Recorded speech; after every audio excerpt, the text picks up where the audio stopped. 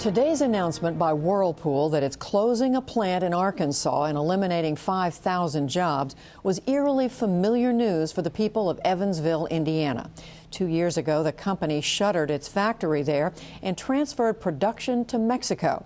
It was one of many manufacturers who moved south of the border after the implementation of NAFTA, the North American Free Trade Agreement signed in 1993.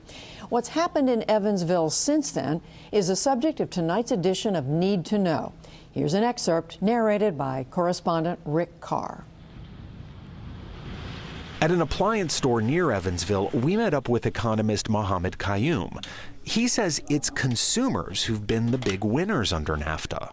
We benefit because of a range of things that happen, including more products, greater quality, lower prices. This suit, for instance, is a product of Mexico. Qayyum is dean of the business school at Evansville's University of Southern Indiana.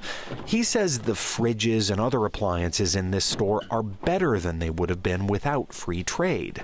Smarter, more durable, more energy efficient, and cheaper. When we buy TVs, we may buy two instead of one. Qayyum says one reason why NAFTA has a bad reputation is because it's easy to put a face on the workers who lost jobs to lower-paid labor in Mexico. But the winners of the trade pact, he says, are everywhere. It's very difficult to organize us and to express to people, here are the gains from trade. There's no national union of consumers saying, we win. Because we know that, and we don't need to express it. The individuals who are impacted negatively have a reason to organize, and they have a reason to get us who are benefiting to want to do something to address their circumstance. It's got self-cleaning, you've got the two big burners, two small burners.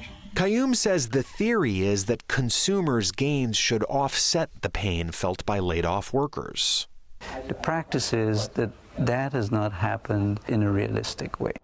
Evansville workers have been feeling the effects of foreign trade since even before NAFTA.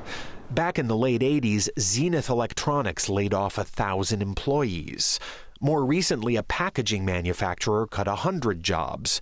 And the Whirlpool plant closure erased nearly 200 positions at a firm that made refrigerator shelves. Former Whirlpool employee Natalie Ford's experience has been typical of workers displaced by foreign trade. Since the plant closed, her family's finances have taken a big hit. Her husband used to work at Whirlpool, too. Now he earns about 20% less at an automotive plant. She's bringing home about half as much between unemployment benefits and what she earns working part-time at a restaurant. But she says that's not as bad as the uncertainty that's gripped her and her husband since the day management announced that the plant was closing. What was the conversation like in the car on the way home? I cried a lot. First thing I did was, when they said in Mexico, I mean, everybody was saying a few choice words, you know. And the first thing I did was get on my phone and call my dad and tell my dad. And then we was like, how are we going to make it? You know, are we going to lose everything we worked for all of our lives because it was gone? They just took all that away. I had no idea. I had no idea. And still don't, to this day.